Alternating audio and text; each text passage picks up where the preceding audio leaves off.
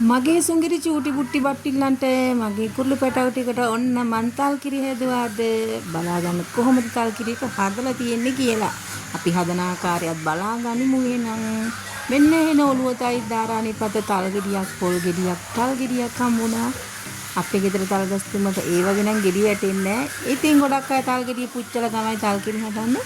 ඒකට මම නම් තල් ගෙඩිය ස්ටීමර් කරලා ගත්තා. මොකද මේ තල් ගෙඩිය ටිකක් ඉදිලා මදි.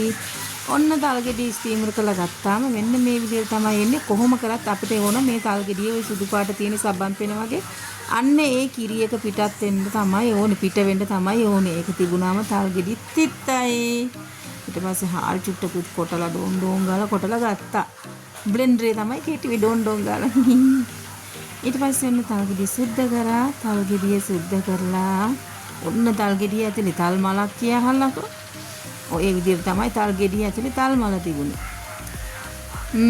ඉතින් අපි ඔන්න විදිහට තල් ගෙඩිය අරගෙන පොල් මිරිකලා තල් පෙති තල් ඇට ටික සුද්ධ කරලා අරගෙන පොල් මිරිකුවා පොලුත් පොල් ගෙඩියකම කිරි ගත්තා. මේ පළවෙනි කිරි එක මේ පැත්තේ තියෙන දෙවෙනි කිරි එක. ඊට පස්සේ තල් ඇට දාන්න කියලා මේ විදිහට අතටවත් හොදන්න නැතු සබන් චුට්ටක්වත් දාන්න නැතු හොයදුවා පුට්ටක් කිලුටුවක් දෙකක් දාගෙන තල් ගෙඩිය මිරිකුවා කියලා හිතන්න එපා ළමයි.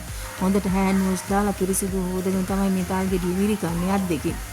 නැත්තම් ඉතින් ග්ලව්ස් දාලා මිරිකන්න බෑනේ තල් කිරිනේ. ඔන්න ඉතින් ඔය ආකාරයෙන් තල් ගෙඩිය හදාගත්තා. මුළු ගෙඩියම නම් මිරිකලා ගත්තේ නෑ. මං තල් ඇට එකමාරක් විතර එක ඇටයක් සම්පූර්ණ මිරිකුවා.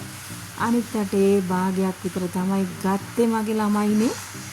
ඊට පස්සේ ඔන්න ඕක පෙරාගත්ත දෙකම තියලා ස්ටේනර් එකකින් පෙරලා අරගෙන තියෙන්නේ දැන්. ඊට පස්සේ මම අර ඩාන් ගාලා කොටාගත්ත හාල් පිටි තියෙන්නේ.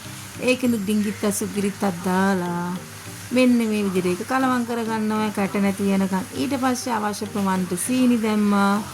ලුණු ඩිංගිත්තකුත් දැම්මා. ඒක නම් ඉතින් වීඩියෝ වෙලා නෑ ළමයි.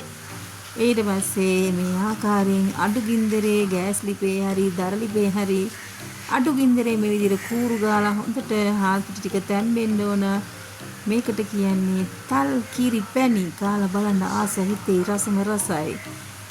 අපි චූටි කාලේ නම් ගොඩාක් හදලා තියෙනවා. දැන් මේ ඉතින් ඔය දැන් හැදන්නේ ඔච්චර තමයි. ඔය අවුරුදු ගානකට පස්සේ තල් කිරි හැදුවේ. ඉතින් ඔයාලත් මේ විදිහට තල් කිරි හදලා කාලා බලන්න ආස හිතේ. එනං ගින් එන්නම් ආයෙත් මේ වගේ වීඩියෝ එකකින් බයි.